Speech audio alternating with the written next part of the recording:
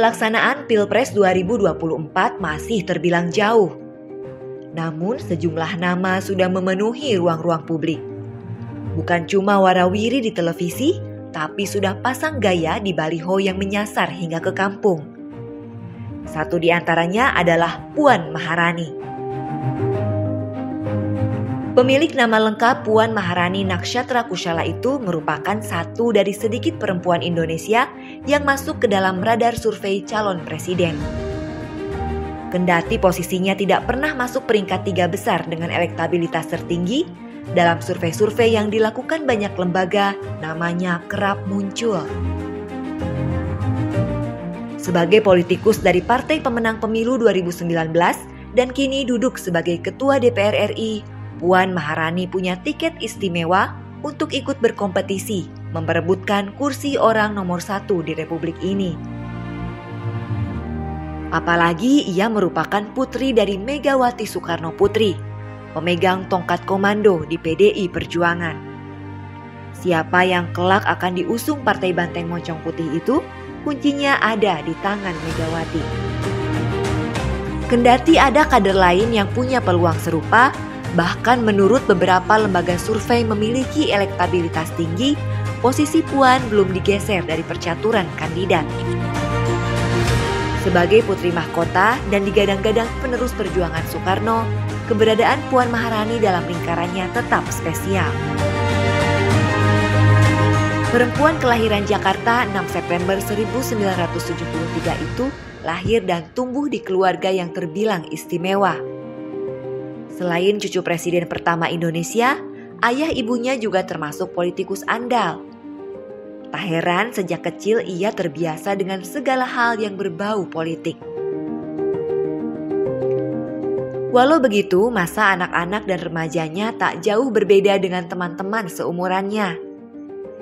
Kendati merupakan cucu dari mantan presiden, Puan tak sungkan berbaur dengan masyarakat umum. Saat berangkat sekolah misalnya, ia terbiasa naik bajai atau kendaraan umum lainnya seperti beca atau angkot. Selain itu, salah satu kesukaan di masa kecilnya adalah bermain layang-layang.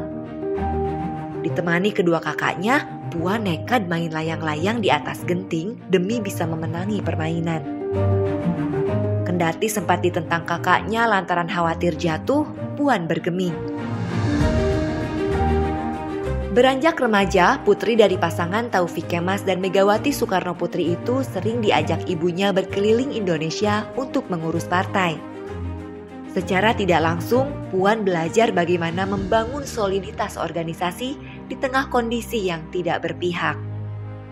Saat PDI mendapat tekanan dari Orde Baru, Puan Maharani turut merasakan dan menyaksikan perlakuan sewenang-wenang penguasa. Ia mendapat pelajaran penting bagaimana ibunya yang oleh rezim saat itu dihadang masuk ke dalam struktur partai, tapi bisa melawan dan mampu memenangi pertempuran. Ketika Orde Baru berada di ujung tanduk, saat gerakan mahasiswa dan masyarakat tak terbendung, Puan menyaksikan dan ikut andil dalam momentum bersejarah tersebut.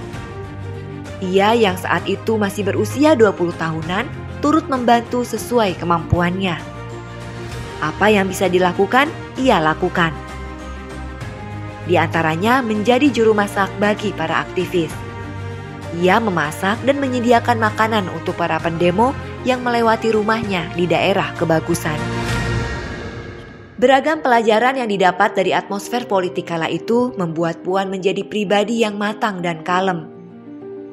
Ketenangannya itu mengingatkan kita pada sosok ayahnya, Taufik Kemas, yang menjabat Ketua MPR RI periode 2009 sampai dengan 2014. Puan mulai terlibat aktif dalam pergerakan partai dimulai dengan menjadi Ketua DPP PDI Perjuangan bidang pemberdayaan perempuan dan masyarakat.